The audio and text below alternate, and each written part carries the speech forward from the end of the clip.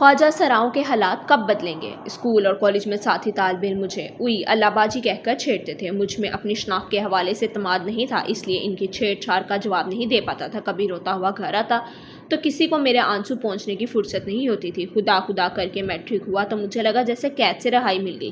तालीम हासिल करने का शौक था और ये गलत फहमी भी कि अब कॉलेज में समझदार लोग होंगे जो ज़िंदगी अजाब नहीं बनाएंगे। यही सोच रख कर कॉलेज में दाखिला लिया, लेकिन यहाँ तालिब इल्म सिर्फ आवाज़ें नहीं कसते थे बल्कि बाकायदा हरासा करते थे। अगर मैं इनसे पीछा छुड़ाने के लिए इस जगह से फरार होने की कोशिश करता तो वो मेरा ताकुब करते थे। शिकायत करता तो किससे? उस्ताज़ा तक मुझ पर तंज करने या जुमले कसने से बाज नहीं आते थे। इसका हल मैंने ये निकाला कि कॉलेज जाना छोड़ दिया। बस किसी न किसी तरह पर्चे दिए, इम्तिहान में कामयाब हो गया और इसके बाद आगे पढ़ने से तौबा कर ली। अहमद फराज अहमद फरजीना ये बातें करते हुए काफ़ी दिल गिरफ्तार था, जो लोगों के नारवा सलूक, तहकीर अमेज़ रवैये और साथी तालिब इल्म की जानिब से हरासा और जर्दोज़कूक करने के वाक़यात के बायस तालीम छोड़ने पर मजबूर हो गया।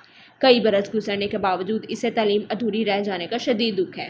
अहमद से मेरी पहली मुलाकात एक पार्क में हुई, जहां वो अपने भाई बहन के बच्चों को लेकर आया था। कराची के मतूस तबके से ताल्लुक़ रखने वाला अहमद 10 बहन भाइयों में सबसे छोटा है। वो पैदाइशी तौर पर ख्वाजा सरा है। अहमद का कहना है कि बचपन में तो इनका एहसास नहीं था, लेकिन 12-14 बरस की उम्र में हम जमातों का रवैया तकलीफदा होने लगा। वो मुझे खुसरा, हिजरा और दीगर अलकाब से नवाजते थे। कभी कहते नाच कर दिखाओ, मैं रोता हुआ घर आता। मेरी वालदा घर और दीगर बहन भाइयों के कामों में उलझी होती। इनके पास मेरी दिलजोई की फुर्सत नहीं थी। बाहर वालों के रवैये तो फिर रो धोकर बर्दाश्त हो जाते, लेकिन मेरे बहन भाइयों का रवैया भी दूसरों से कम न था। वो मुझे तकरीबात में ले जाना पसंद नहीं करते थे। बात बात पर डांटते, बेइज्जती करते। घर और बाहर तौहीन अमेज़ रवैयों से तंग आकर किताबों में पनाह लेने की कोशिश की तो साथी तालिब इल्मों ने जीना हराम कर दिया। ट्रांसजेंडर प्रोटेक्शन राइट्स बिल 2018 में कौमी असम्बली से transgender protection of rights act मंजूर हुआ था, जिसके मुताबिक तलीमी इदारों, काम की जगहों और अवामी मुकामात पर ख्वाजा सराओं के साथ इम्तियाजी सलूक, तशद्दुद और हरासनी को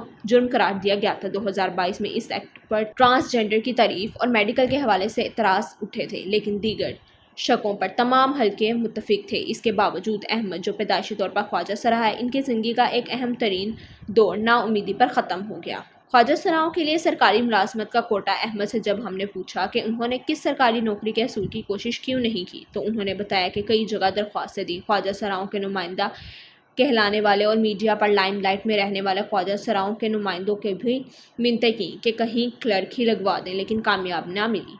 अहमद अपनी कम्युनिटी के सरकर्दा अफराद के रवैये से भी खुश नहीं। कहते हैं कम्युनिटी के नुमाइंदा कहलवाने वाले अफराद की नीयतें दुरुस्त नहीं, वरना गुज़श्ता 15 बरसों में ख्वाजा सराओं के हक़ में जितनी कानून साजी हुई, अब तक हालात काफ़ी तब्दील हो जाने चाहिए थे, लेकिन ऐसा नहीं हो सका। उन्होंने इल्ज़ाम लगाया कि पीपल्स पार्टी की हुकूमत ने ख्वाजा सराओं को हुनरमंद बनाने के लिए शहर के मुख्तलिफ इलाकों में वोकेशनल ट्रेनिंग इंस्टीट्यूट फ्राहम की, लेकिन ट्रांसजेंडर नुमाइंदों ने सब सामान बेच कर नोट खड़े कर लिए और किसी ने पलट कर नहीं पूछा कि सब कहाँ गया। ख्वाजा सराओं के लिए वोकेशनल इंस्टीट्यूट बंद क्यों हो जाते हैं? ख्वाजा सराओं के लिए कायम किए गए वोकेशनल ट्रेनिंग इंस्टीट्यूट खामोशी से बंद क्यों हो जाते हैं? इस हवाले से बंदिया राना का कहना था कि कोरंगी 5 नंबर में वोकेशनल ट्रेनिंग इंस्टीट्यूट कायम किया गया था, जिसमें ख्वाजा सराओं को सिलाई, कढ़ाई, खाना पकाना, ब्यूटिशियन समेत दीगर कोर्सेज कराए जाते और 10,000 रुपये का वजीफ़ा भी दिया जाता, लेकिन ख्वाजा सराओं ने इसमें दिलचस्पी नहीं ली, क्योंकि इनके अखराजात 10,000 में पूरे नहीं हो सकते थे और अगर वो सिलाई सीख भी लें तो इन्हें काम देगा कौन, इसलिए ये सिलसिला चल नहीं पाता और अदारे खामोशी से बंद हो जाते हैं। बंदिया राना कहती हैं कि ख्वाजा सरा वोकेशनल ट्रेनिंग करना ही नहीं चाहते और कर भी लें तो कौन सा तीर मार लेंगे। लेकिन हर तरफ से मायूस होकर अहमद ने अपने बल पर कपड़ों की सिलाई का काम सीखा और गुलिस्तान जौहर में एक दुकान बना ली। महारत के बाइस इनका ये काम चल पड़ा। 10 साल तक इंतहाई मेहनत से काम किया।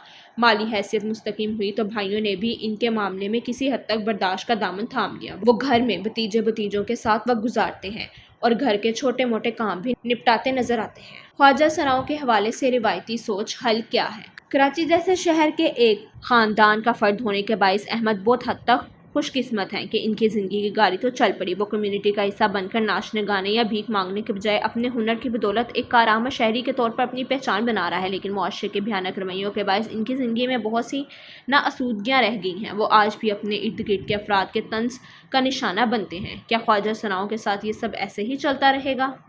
15 बरसों में इनकलाबी इक़दामात के बावजूद आखिर ख्वाजा सराओं की ज़िंदगियाँ और माशरती सोच में इजाफा तब्दीली क्यों नहीं हो रही? यही सवाल जब हमने एक सहाफ़ी शीमा सिद्दीकी से किया तो इनका कहना था कि लोगों की सोच इसलिए तब्दील नहीं हो रही कि कवानीन तो बन रहे हैं लेकिन अमल दरामद नहीं हो रहा। कुछ कसूर ख्वाजा सराओं के नुमाइंदों का भी है कि वो अपनी कम्यूनिटी को हुनरमंद और बाइज़्ज़त रोज़गार से वाबस्ता होने पर ख़ास इसरार करते नज़र नहीं आते। इन्हें अपनी सोच बदलना होगी। दूसरी बात यह भी है कि लोग ख्वाजा सराओं को अपने जैसा भी एक इंसान समझने इस वक्त तक शुरू नहीं होंगे जब तक कि ना सिर्फ मीडिया बल्कि मस्जिद जैसे प्लेटफॉर्म से भी इस हवाले से आगाही और शऊर नहीं दिया जाएगा।